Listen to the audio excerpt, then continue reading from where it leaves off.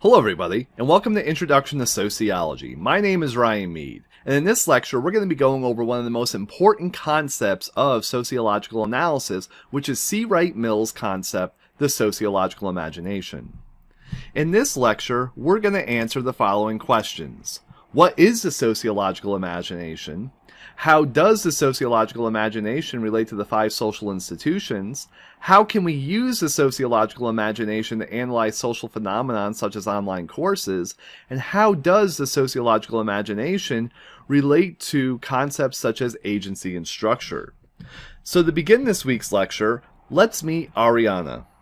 Ariana recently enrolled in college after taking a year off after high school to work full-time at a local supermarket. While Ariana would like to have a traditional classroom experience or college experience complete with living on campus, going to traditional classrooms, and joining student organizations, Ariana lives at home and takes many of her classes online. Why does she take these courses online, though? Online classes, Ariana noted, allows her to work full-time without having to take time off of work to complete those courses. Furthermore, taking online classes allows her to complete the work needed for those courses at any time during the day. Ariana also expressed that online courses allows her to learn at her own pace. She noted that while in high school she was never able to really keep up in her classes, and while online classes require a lot of work, she can pace them out in a way where she can get all of her work done. Ariana's experience isn't unique. In fact, a report by the Digital Learning Compass found that 30% of students in college have enrolled in at least one online course. This growth in online courses can definitely be attributed to the reasons that Ariana gave, such as work-life balance, self-paced learning, etc. But are those the only reasons that online education has grown so much in the past 20 years? In answering these questions, we want to turn to what C. Wright Mills has called the sociological imagination. The sociological imagination can be defined as the application of imaginative thought to the asking of sociological questions. However, this definition only scratches the surface as to what Mills was talking about. In digging further into this concept, Mills meant to utilize the sociological imagination as a way to understand the differences between the self and society, the difference between personal troubles and public matters, and most importantly, how to interlink the human condition with the larger social conditions. As humans, we tend to look at problems, choices, and phenomenon within the context of ourselves and our immediate surroundings. In other words, we make it personal. Mills attempts to illuminate this in the context of unemployment, war, marriage, and the metropolis in his own book. While these may be all personal experiences, he noted, they are shaped by larger social contexts. So while Ariana's decision to enroll in college and take online courses may have been hers, they are largely shaped by the social context in which she is part of. So, Mills asks us to move beyond the personal or the biographical and instead look at problems, choices, phenomenon, etc. within the context of the social structure. And if we remember from the previous lecture, social structure can be defined as the underlying regularities or patterns in how people behave in their relationships with one another. These social structures get concretized into social institutions, which can be defined as a complex, integrated social norms organized around the preservations of a basic societal value. In sociology, there are five major social institutions, which are the economic, political, religious, educational, and family. We have ideas about what all these are and how all these should be organized, as noted in previous lectures. And as humans who interact with one another, we develop values and norms or rules that conduct acceptable behaviors to maintain the ideas central to these social institutions. So for example, in the educational realm, particularly higher education, we have developed the idea that the purpose of college is to get a degree in a certain academic discipline. On the one hand, that degree is accredited by the college, as well as other social institutions like the political and economic institution, in a way that recognizes that those who possess certain knowledge and skills in a certain discipline have a degree from there. More than that, certain economic and political actors have made the obtaining of such a degree a requirement for moving into new social roles and occupations. In other words, obtaining a degree is a way of organizing society in a hierarchical manner, where those with a degree have a higher social status than those without a degree. This is something that, while we may not all like, we all subscribe to, because if we didn't, we wouldn't be in this course right now. And by being in this course, we are further legitimizing the purpose of higher education as a means to qualify people for such degrees. Before moving on, however, I want to know a few things about social institutions before we analyze them, and we went over many of these in a previous lecture. First and foremost, each institution is historically and geographically specific. What this means is that the role of the social institution of education today is not what it was 100 years ago.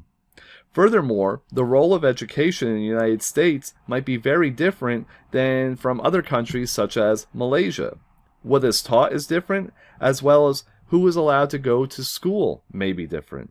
In other words, Ariana may not have been able to go to college 100 years ago in the United States and may still be prevented from going to college in other areas of the world. Second, these social institutions help in not only organizing our life but also our actions. However, they aren't wholly deterministic, as they are social constructions. A social construction is defined as an idea or practice that a group of people agree exists. These ideas or practices are also taken for granted, meaning they aren't questioned. It should be noted, however, that the ways in which we organize our ideas about education and the supremacy of a college degree isn't something that is God-given or natural, but instead it's something that was created by humans at some point in history, and it's also something that at some point in history will fade away. The notion of historical change can be extremely liberating, as it means that we as humans not only are shaped by these institutions and our social environments, but we can shape them as well. Third and last, each institution has both a material basis as well as conceptual ideas. Ariana might be going to college on the conception that college is a place that one must attend in order to get skills to get a particular job. However, other beliefs about education, such as those held by Thomas Jefferson and John Dewey, focus on the fact that education is needed for a democracy to survive and thrive. Also, the idea of who deserves to be educated is something that is constantly changing. On the other hand, while Ariana's material conception of education previously may have been a physical building that she got to by taking a large yellow school bus and where she sat at an assigned seat and taught by a teacher who stood up front, the material conception of her online experience in education is much different. This material basis of education here is associating education with maybe a textbook and a computer. So to bring it back to Ariana, her decision to enroll in college as well as online classes may not have been hers and hers alone, but the social organization wrought by the operation and interaction of these social institutions. In order to see this operation and interaction, we need to wield C. Wright Mills's concept of the sociological imagination. To explain this more fully, Mills notes the following. The sociological imagination enables its possessors to understand the large historical scene in terms of its meaning for the inner life and the external career of a variety of individuals.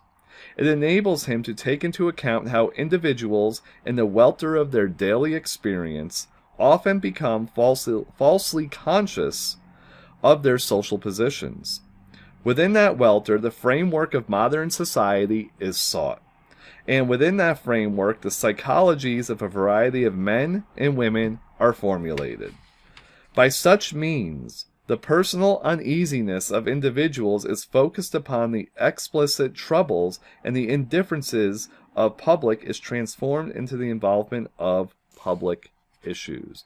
So this large quote here is going over that interrelationship between what we think of as individual and personal, and showing how it is contextualized within the public and public issues. In other words, we cannot solely look at the personal reasons for Ariana's decision to go to college and take online courses, but the larger context in which those decisions were made. So to do so, we should consider the following things revolving around the growth of online education and how that has shaped Ariana's decision. So let's look at some of these. The one thing that's a social factor that may have shaped Ariana's decision was the actual development and the commercialization of internet technologies, especially during the 1990s, and their growth all the way up until today. Another one is the growing social inequality in America, which has caused individuals to work longer hours, as well as their inability to afford the traditional college experience. Another one is the growing social pressures to go to college, and how that social pressure has been espoused by families and high schools as well as peer groups. Another thing is the decision by colleges to offer more online courses, as it helps them save money by not having to pay the cost of maintaining a building in which classes are held.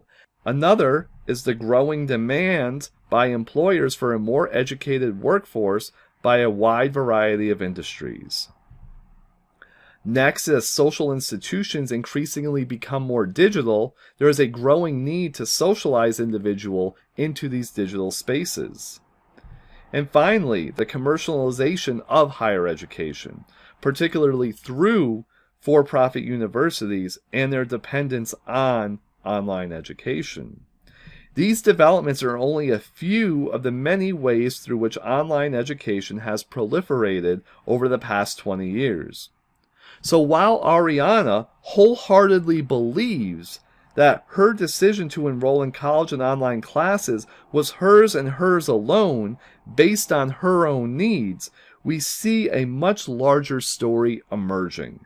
One that couldn't be made possible except through a changing social landscape shaped by the interaction between individuals organized through larger society and its social institution. Before I end, I want to note that Mills's concept of the sociological imagination touches on a more important debate in sociology, which is between the concepts of agency and structure. Agency can be defined as the thoughts and actions taken by people that express individual power. In other words, Ariana was exhibiting agency or free will when she signed up for college. She could have also made the choice to continue working or do nothing at all. It was her choice. Structure, on the other hand, is defined as the underlying regularities or patterns in how people behave in their relationships with one another. Another way of expressing this is determinism. So while Ariana may have had the free choice to go to college and take online courses, there were numerous social factors in the context of the larger structure that helped push her into helping her make the decision that she made. To conclude, this week we glossed over many of the important concepts related to sociology and the sociological imagination. We looked at how the sociological imagination can be applied to different social phenomena, such as the rise of online education, and how the sociological imagination is shaped through the study of sociological concepts like social structure and institutions. And finally, how the sociological imagination relates to concepts such as structure and agency. I want to thank you for your time, and if you have any questions, please let me know by contacting me or posting a question in the comments. I'll see you next lecture. Goodbye.